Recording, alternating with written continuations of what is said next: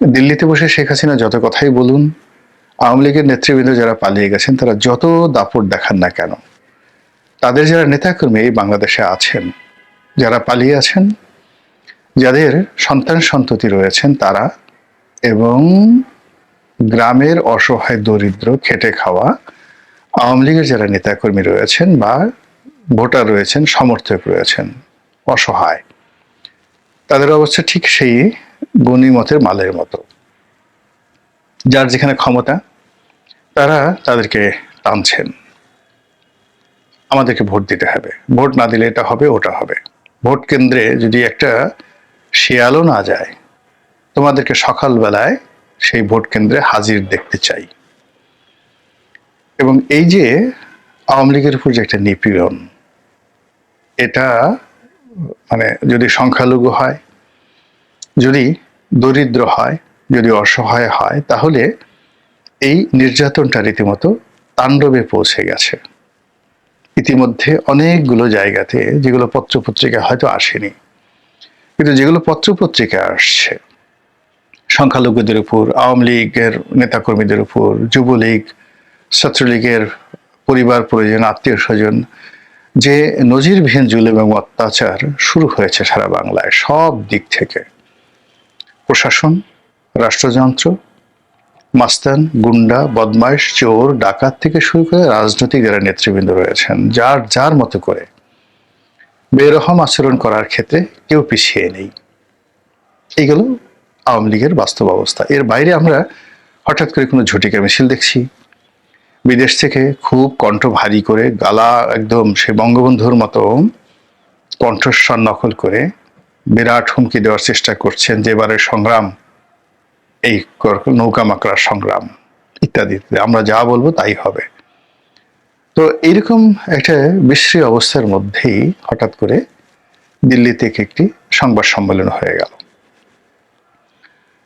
এবং সেখানে যারা সংবাদ সম্মেলন করলেন তার মধ্যে ডক্টর হাসান মাহমুদকে দেখার পর আওয়ামী লীগের একটা বিরাট শ্রেণী দেশে এবং দেশের বাইরে, তাদের মধ্যে ক্রোধের সঞ্চার হয়েছে রীতিমতো, যে এটা কেন। সবাই বলার চেষ্টা করছে যে শেখ হাসিনার সঙ্গে তো ডক্টর হাসান মাহমুদের কোনো সম্পর্ক নেই, যে সকল লোকদের দুর্নীতি রীতিমতো প্রমাণিত, মুখে মুখে ভাসছে, এবং যে সকল দুর্নীতির সঙ্গে শেখ হাসিনা বা তার পরিবারের কোনো কালে সংযোগ ছিল, এ কথা কেউ বলতে পারবে না, সেই লোকগুলোর জন্য শেখ হাসিনার দরবারের সকল দরজা বন্ধ। এখানে শেখ হেলাল বলেন, এখানে শেখ সেলিম বলেন, তারপর হাসান মাহমুদ বলেন, ওই যে আরেকজন ছিলেন নসরুল হামিদ বিপু, যে জ্বালানি মন্ত্রী ছিলেন, মানে যারা শেখ হাসিনার নামকে ব্যবহার করে, আওয়ামী লীগের নামকে ব্যবহার করে রীতিমতো বাংলাদেশকে শ্মশান বানিয়ে ফেলেছেন, দুর্নীতির যাকে বলা হয় উল্লাস নৃত্য করেছেন, যাদের পায়ের নখ থেকে চুল পর্যন্ত প্রত্যেকটা জায়গাতে শুধু দুর্নীতিবাজ দুর্নীতিবাজ সিল মেরে গেছে, এদেরকে পরিষ্কার করা, এদেরকে ধারণ করা, মানে এরা যদি মরেও যায় এদেরকে ধারণ করার মতো ক্ষমতা বাংলার মাটি, আলো, বাতাসের নেই। এবং শেখ হাসিনা খুব ভালো করে বুঝে গেছেন যে এই লোকগুলোর কারণে তার দলের, তার অসংখ্য নেতাকর্মীদের কি সর্বনাশ হয়েছে। যে যাই বলুক না কেন, প্রচারের স্বার্থে অনেক অনেক কথা বলে, আজ আওয়ামী লীগ ফিরবে, কাল আওয়ামী লীগ ফিরবে, কিন্তু বাস্তবতা হলো এইরকম একটা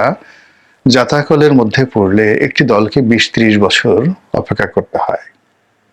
আচ্ছা, আপনারা নিজেরাই বলেন তো, 2001 সন থেকে 2006 পর্যন্ত খাওয়া ভবন, খাম্বা, তারেক রহমান যত কথা বলেন না কেন,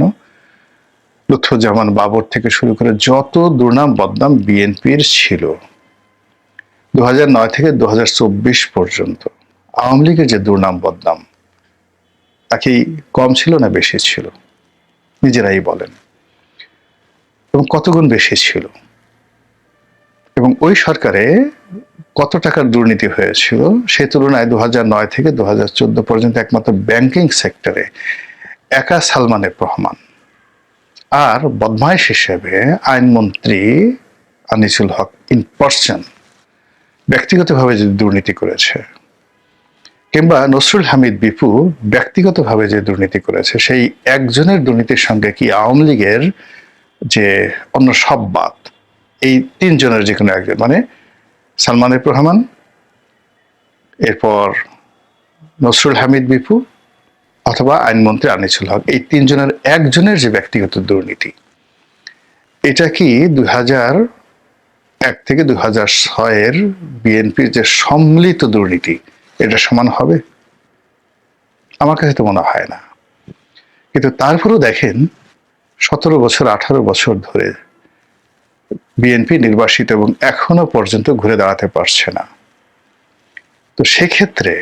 আওয়ামী লীগকে নিয়ে যারা স্বপ্ন দেখেন যে আজকে কালকে ফিরে আসবে, আবার শেখ হাসিনা ক্ষমতায় বসবে, এগুলো বেঁচে থাকার জন্য এ ধরনের গল্প, এ ধরনের ন্যারেটিভ আওয়ামী লীগের লোকজনের দরকার আছে। আমরা অনেক সময় ইতিবাচক কথা বলি বর্তমান সরকারকে চাপে ফেলানোর জন্য, যে তোমরা ভালো কাজ করো, ভবিষ্যৎ সরকারের জন্য একটা নজির তৈরি করার জন্য তোমরা আওয়ামী লীগের মতোই কাজ করো না, না হলে আওয়ামী লীগ চলে আসবে। কিন্তু আওয়ামী লীগ কি আসলে আসবে?